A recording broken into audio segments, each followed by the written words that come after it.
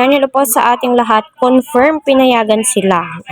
Yun po yung sabi ng kaibigan ni Kalingap Prab.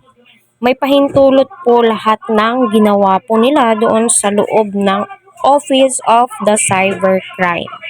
Lahat ng pag-uusap po ay recorded. O, di ba? Kaya lahat sila ay naghuhugas kamay. Nagtuturuan na po sila. No? Nagtuturuan. Kasi alam nyo naman po yung cybercrime law. Nagpatulong na po si Kalingap Prab kasi below the belt na po yung pinaggagawa po nila sa ama ng Kalingap. Kung sino pa yung taong tumulong sa kanila, nag-ahon sa kahirapan, ay ginagawan pa po ng maling kwento. Pinatulfo pa. Kita po natin, hindi pa po na kontento sa tulfo. Ayun, nag-live pa po sila. Nagtuturuan. Kala po nila content lang ang lahat, syempre. Medyo nararamdaman po nila, ay naku, iba na po yung ginagawa ni Kalingap Prab at Kuya Bal Santos Matubang.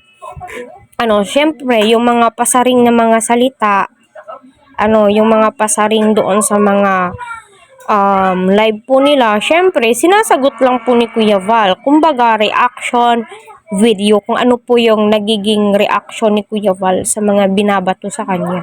Normal. Na magre-react po yung anak. Magre-react po yung buong pamilya sa pinaggagawa po nila, di ba?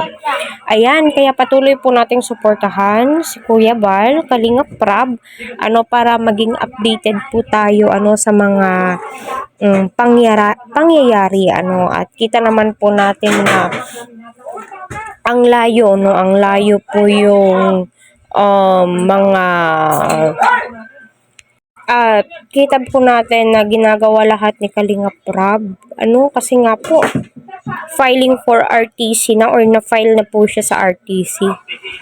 Paghaharap na lamang po. So, ano kaya yung masasabi ng kabilang panig sa mga ginagawa po nilang pangbabash sa taong tumulong sa kanila na below the belt yung mga pinaggagawa po nila. So, siguro kabado na po talaga sila.